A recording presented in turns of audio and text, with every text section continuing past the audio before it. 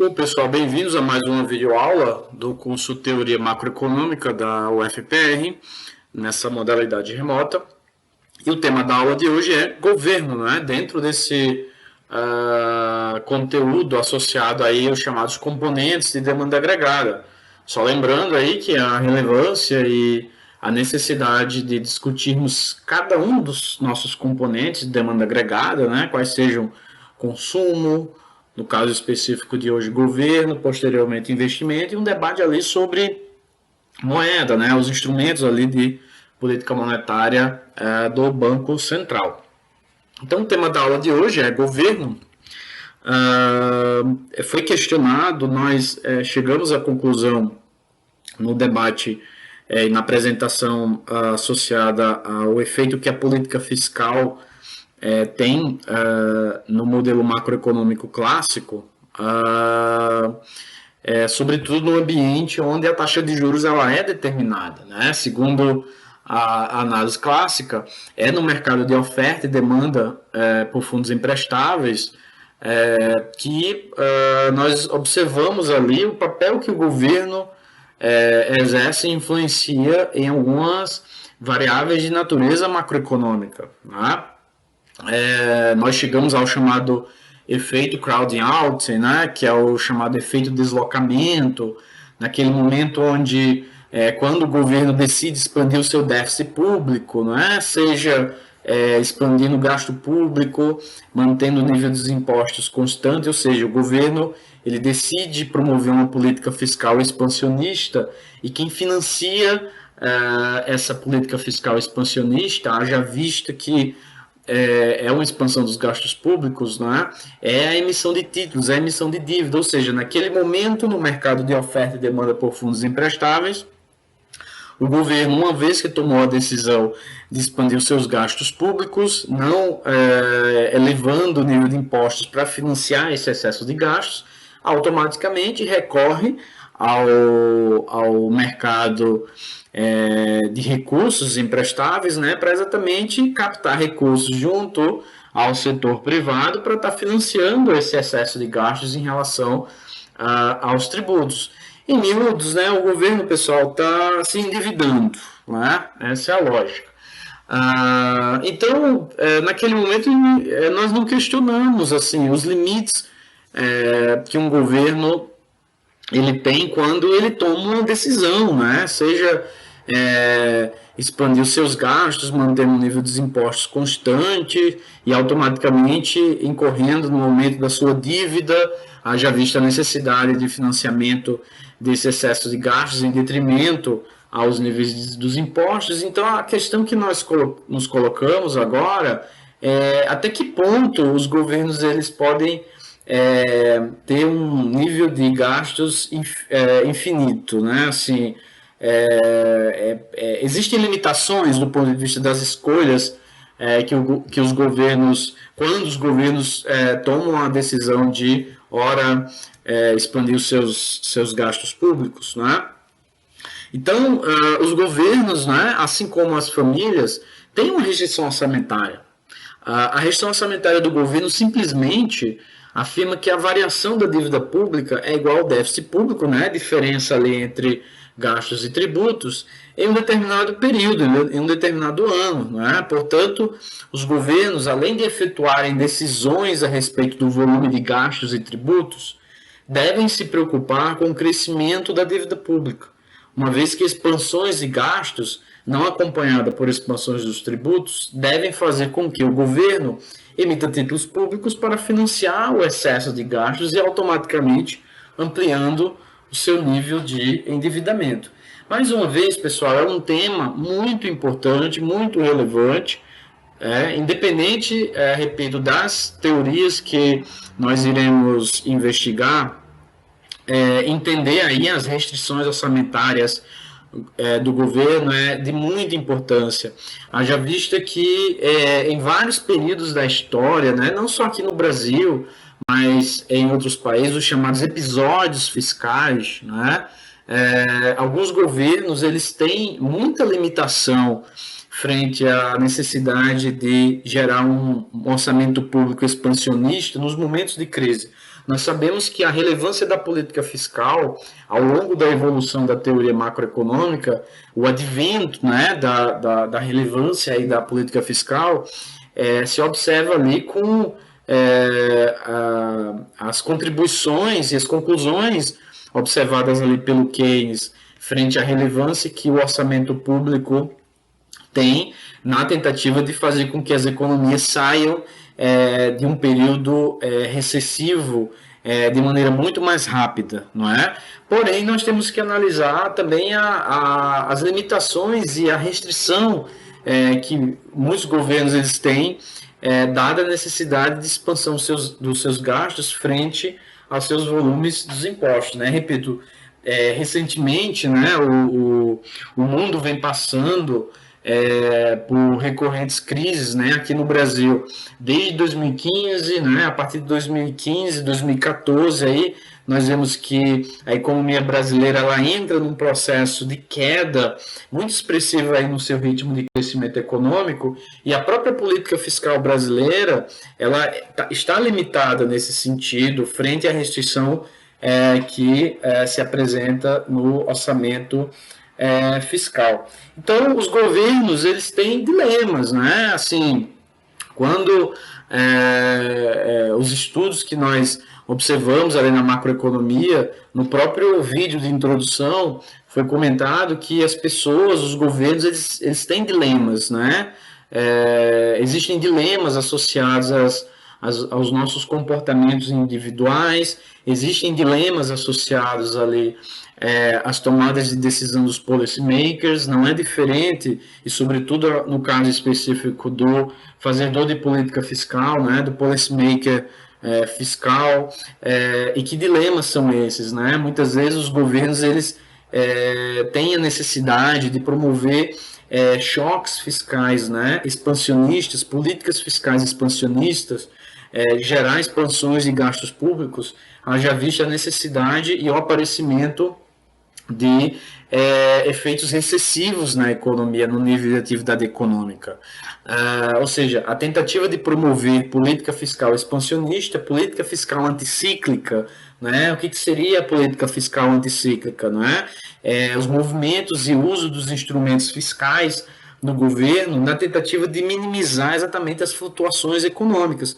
E no momento, né, agora da evolução da teoria macroeconômica, até esse momento, o ponto que nós estamos identificando é que, a priori, a política fiscal ela é ineficaz, né?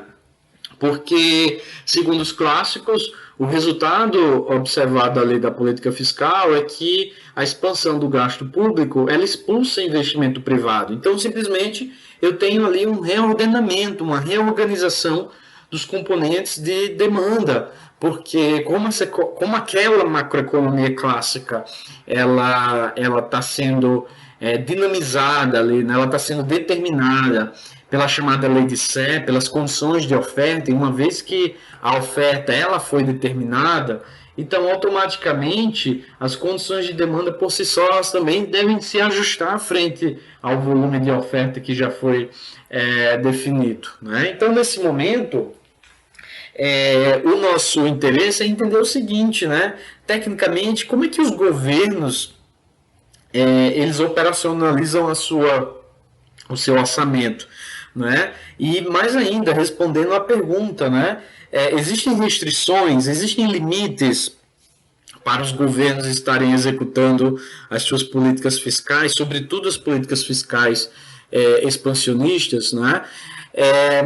Assim como vai ocorrer ali no debate que nós iremos fazer nas últimas aulas acerca ali do módulo da segunda parte referente ao módulo 1, né, especificamente ao debate sobre moeda, a aula a respeito do governo é uma aula muito técnica, muito, digamos, ateórica, né? E por que ateórica? Porque independente da teoria que nós buscamos, estamos com essa tentativa de entender o efeito da política fiscal, orçamento público independe, né, as relações técnicas observadas ali na política fiscal, né, independe da teoria. Né? Os mecanismos de transmissão que se observam nas teorias é que se diferenciam. Né? Nós vamos observar que, diferentemente do resultado apresentado ali pelo modelo clássico, ao qual a política fiscal ela é inócua por conta do efeito crowding out, né, a gente vai observar que no mundo keynesiano a política fiscal ela tem a sua relevância, ela tem um papel de destaque nessa tentativa de minimizar possíveis reduções aí no nível de crescimento econômico, no nível de atividade econômica. Né? Então, pessoal, há uma restrição orçamentária do governo que é de extrema relevância nós entendermos. Então, o ponto da aula de hoje é entender o que é essa restrição orçamentária, o que está por trás dessa restrição orçamentária do governo, não é? Quando o governo está ali expandindo o gasto público, não é? Mantendo o nível de tributação constante, né? Promovendo política fiscal expansionista, o que está por trás dessa tomada de decisão? E mais ainda, né? O segundo ponto da aula de hoje, especificamente associado aqui no Brasil, como é que o governo, né, passando agora para uma espécie de política fiscal na prática, como é que o governo brasileiro executa a sua política fiscal? Existem algumas regras, né? Então, a segunda parte aí da apresentação será exatamente entender o chamado ciclo político orçamentário. Não é um tema muito discutido nas disciplinas de macroeconomia, mas eu acho que seja de extrema relevância nós entendemos que não é tão simples promover um deslocamento de curvas. Né? O macroeconomista, o estudante de macroeconomia, o futuro economista tem que entender que os modelos macroeconômicos, como eu bem coloquei ali nas primeiras videoaulas, né, que os modelos macroeconômicos eles são uma espécie de realidade virtual, né? São às vezes caricaturas ali da realidade. Muitas vezes nós buscamos chegar ao mais próximo da realidade, mas às vezes é muito difícil. Né? Então, às vezes a gente está ali na discussão da modelagem macroeconômica, a gente está deslocando a curva, né? Ali no efeito da política fiscal, no modelo clássico, foi apresentado para vocês que quando o governo expande o gasto público, isso está sinalizando um deslocamento da curva de demanda por fundos emprestáveis. Mas o que é deslocar? Como é que o governo, na prática, desloca essa curva, pessoal? Tá? Não é uma operação tão simples. Né? Existe aí um ambiente institucional, né, associado não necessariamente só ao debate econômico, mas tem um debate político por trás também, sobretudo aqui no Brasil. Então, a aula de hoje é a gente entender um pouco, né, uma espécie de parte operacional, parte técnica do que vem a ser essa atitude, essas ações do governo, né, para a gente até entender também como funcionam essas relações causais, como na prática os governos eles instrumentalizam as variáveis à sua disposição. Então, assim, tem um debate ali na chamada aritmética do orçamento público, né, na chamada restrição orçamentária do governo, a chamada matemática do coeficiente de endividamento. Né? Então, o que é esse coeficiente de endividamento? Simplesmente é uma tentativa de nós investigarmos aí os componentes que determinam o nível e o grau de endividamento de um determinado governo. Por que é tão importante, né, pessoal, entender endividamento? É um tema muito também associado ali ao debate sobre finanças públicas, a chamada economia do setor público, ou melhor, a macroeconomia que está por trás da economia do setor público, quando nós entramos num debate sobre sustentabilidade fiscal, sustentabilidade da dívida, não é? Mas o fato é o seguinte, como nós buscamos aí verificar quais são as limitações dos governos em relação à sua capacidade de expansão de gastos, né, de promoção aí das políticas fiscais expansionistas, né, para investigar essa relação, nós precisamos entender aí esse chamado coeficiente de endividamento, ou melhor, a chamada restrição orçamentária do governo. Então, vocês observam aí a primeira equação, né? Essa primeira equação é uma equação de partida, onde a gente está associando aí, né, a dívida, né, no período T, ela está associada aí ao montante de dívida acumulado no passado, mais os juros embutidos nessa dívida, frente ao componente ao saldo primário do governo, né, que é simplesmente a diferença entre os gastos no período T e os impostos no período T. E aí eu vou brincar um pouco com essa equação. Tá? Eu vou brincar um pouco com essa equação de partida que eu já estou chamando aí de restrição orçamentária do governo. Veja, a dívida no período T ela é tão maior quanto maior for o déficit do governo naquele período T, ou seja, na medida em que o governo expande os seus gastos, né, no período T, em detrimento ao nível de impostos, se essa expansão de gastos ela não vem acompanhada no nível de impostos, o que o governo está fazendo no período T? Está entrando em mais endividamento, né? Eu não tenho recursos suficientes ali no período T para estar financiando esse nível de gastos, estou excedendo os gastos em detrimento aos meus impostos, possivelmente no período T eu vou elevar minha dívida. Eu vou solicitar, né, junto ao setor privado, que indivíduos comprem os títulos que o governo está emitindo, né? No período passado, possivelmente também o governo deve ter incorrido em dívida, né? Se no passado o governo também incorreu no excesso de gastos em detrimento a tributos, possivelmente ele carregou essa dívida do passado para o presente. No presente, ele tem que efetuar o pagamento desses juros que eventualmente ele contratou no passado. Então, né, basicamente, o governo, quando decide expandir os seus gastos, decide executar os seus gastos, o governo ele tem duas fontes de financiamento desses gastos, pessoal. Ou ele tributa, né, a população para estar financiando esse excesso de gastos, ou ele emite uma dívida. Né? Então, a depender da forma como o governo está operacionalizando esses gastos em detrimento aos impostos, essa dívida ela pode aumentar mais ou eventualmente reduzir, a depender do pagamento de juros dos possíveis aumento de dívidas do passado, né? Então essa é a ideia. Então essa é a nossa equação de partida, e com ela eu vou fazer uma brincadeira, né? O que eu vou fazer? Vou pegar todos os componentes dessa primeira equação e dividir por y, né? Quem é y? É, por exemplo, o PIB do país, é a renda do país. Então, estou medindo agora todas as variáveis que compõem a restrição orçamentária em termos da renda do país. Né?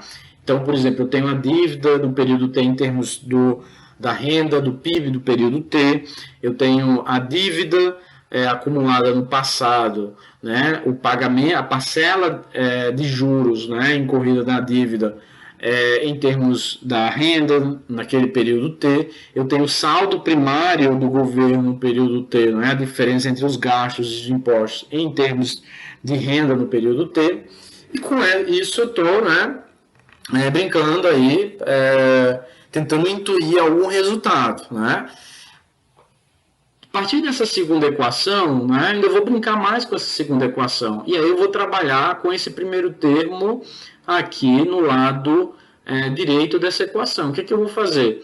Simplesmente, né, esse componente yt, né, se eu pegar esse componente e multiplicar todo esse componente aqui pela relação yt-1 sobre yt-1, lembrando que yt-1 sobre yt-1 é igual a 1.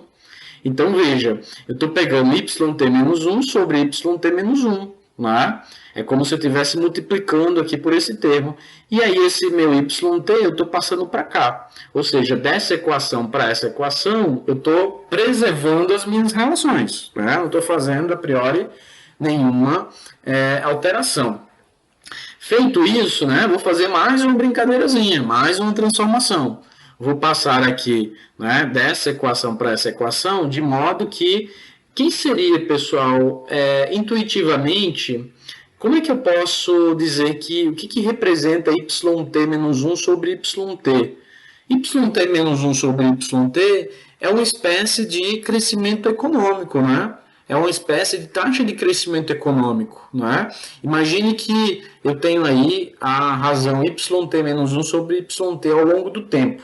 Quanto menor for essa relação YT menos 1 sobre YT, então, intuitivamente, o que eu imagino? Intuitivamente, eu imagino que, à medida que YT menos 1 YT sobre YT diminui, é sinal que YT, o produto no período T, está sendo muito mais superior em relação ao YT menos 1, ou seja, o produto no período passado. Então, o crescimento econômico está sendo positivo. Então, eu posso expressar, né, pessoal, essa razão YT menos 1 sobre YT como a taxa de crescimento econômico. De modo que quanto menor for essa razão, maior vai ser a minha taxa de crescimento econômico. Então eu posso associar YT menos 1 sobre YT como sendo igual a 1 sobre 1 mais G. Né? Quem é 1 mais G? A taxa de crescimento econômico do produto, do PIB. Né? E aí, feito essa associação, né, essa aproximação, eu vou simplesmente fazer outra transformação. Né? Eu posso reescrever esse termo aqui agora dessa forma, de modo que 1 mais R sobre 1 mais G é próximo a 1 mais R menos G. Né? Ou seja, eu estou reescrevendo agora essa terceira equação de acordo agora com esses argumentos. Então, feito isso, o que eu faço agora é multiplicar esse termo, né, por 1. Então, vai aparecer a dívida no período T-1 em relação ao produto no período T-1. Vou passar para o lado esquerdo da equação, ele vai aparecer aqui e simplesmente me sobra esses meus componentes aqui. O que essa equação está me trazendo? Ela é a restrição orçamentária do governo em termos do PIB, né? Reescrita de outra forma e trazendo alguns resultados pertinentes. Quais são, né? Agora eu tenho um componente agora, um coeficiente associado à taxa de juros e à taxa de crescimento econômico. Ou seja, o que esse lado esquerdo da equação ela está me dizendo? Ela está me dizendo que a variação da dívida em termos do PIB está associada a dois componentes. Associado a esse coeficiente de endividamento, né? Associado exatamente à diferença entre a taxa de juros e a taxa de crescimento econômico, e o saldo primário do governo em relação exatamente ao PIB. Então vejam, pessoal, se recorrentemente, né, a taxa de juros ela é superior à taxa de crescimento econômico, o que eu espero em termos de variação do PIB? Eu espero que, à medida que a taxa de juros se apresente superior em relação à taxa de crescimento real econômico, isso tem um efeito positivo sobre a dívida ao longo do tempo. Né?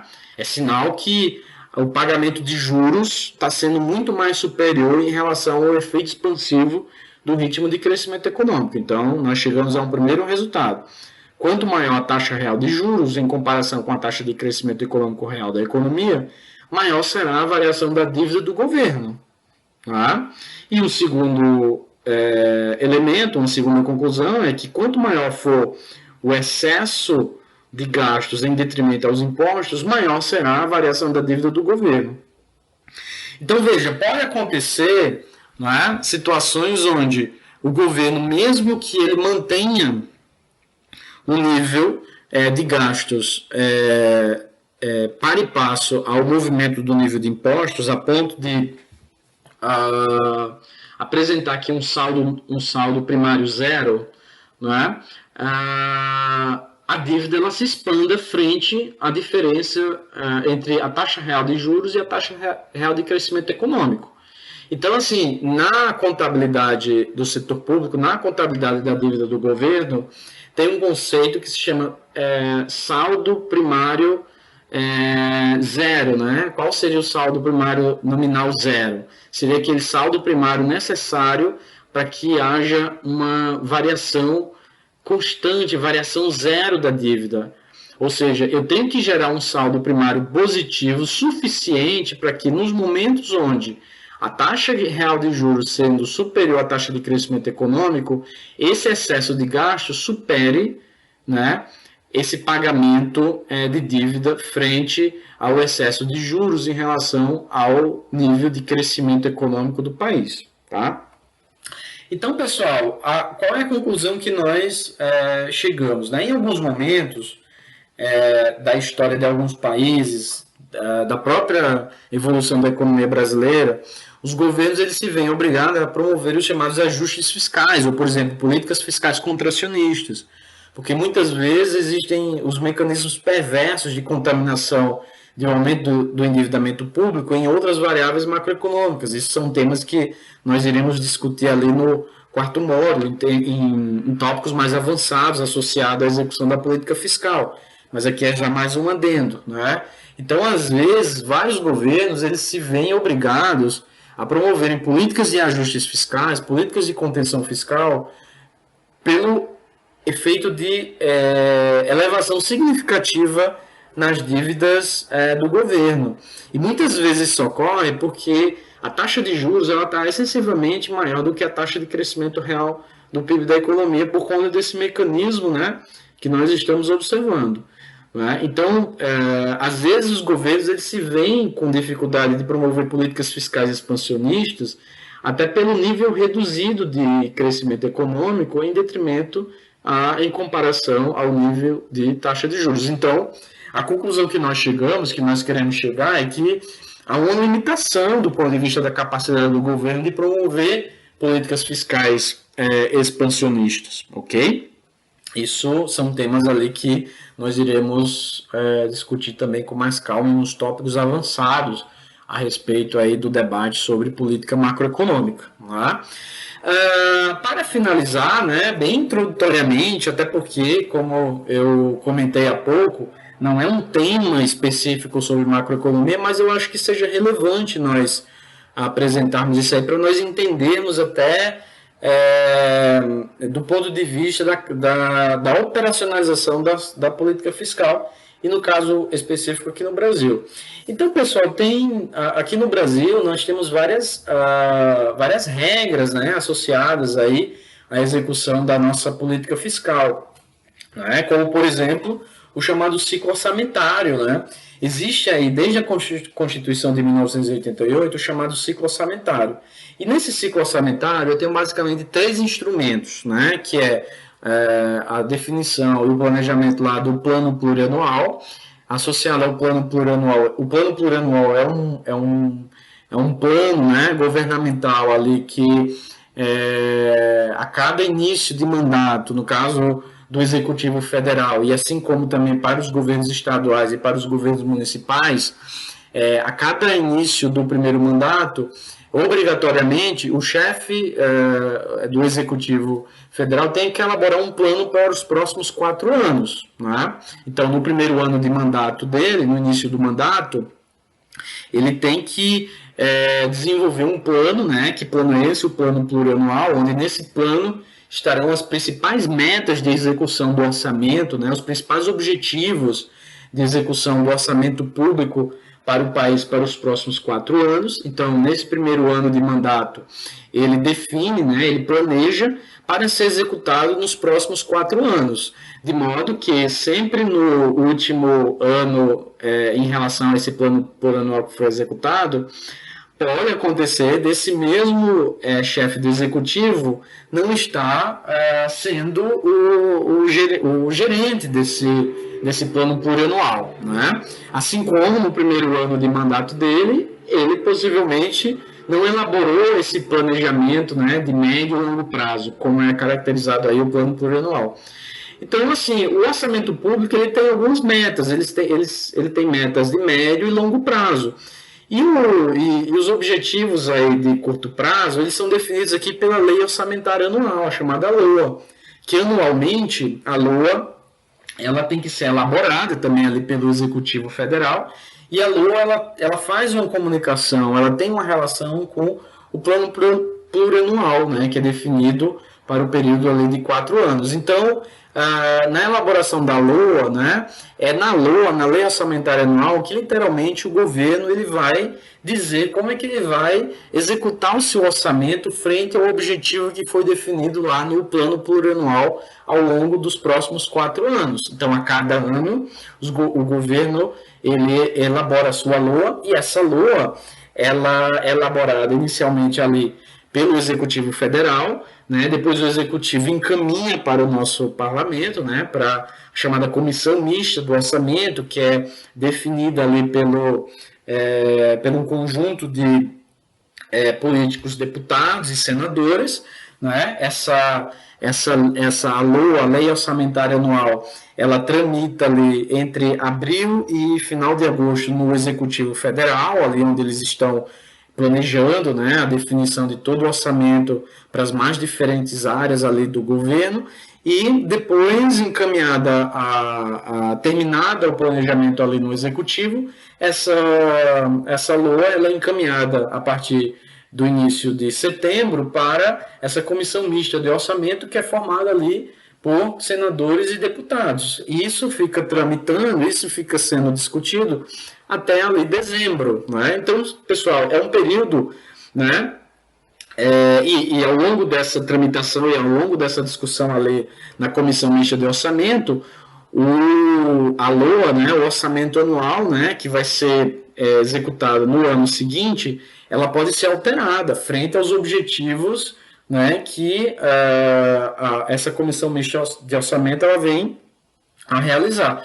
Então, assim, por que eu estou comentando isso? Né? Eu estou comentando isso porque fazer política fiscal no Brasil não é tão automático, não é tão instantâneo, né? Você depende de um conjunto de variáveis, por exemplo, a política agora influencia também a nossa política fiscal.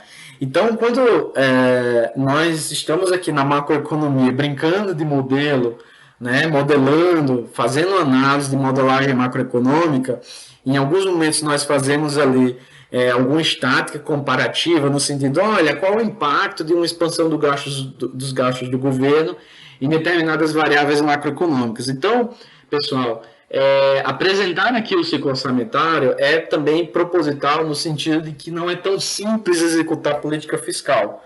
Não é tão simples deslocar uma curva de demanda advinda lá de choques positivos na política fiscal, porque eu necessito, do ponto de vista prático, né, do ponto de vista da política fiscal na prática, eu preciso de uma discussão muito grande em relação ao debate que se faz na definição desse orçamento público, porque envolve aí um debate político, tá?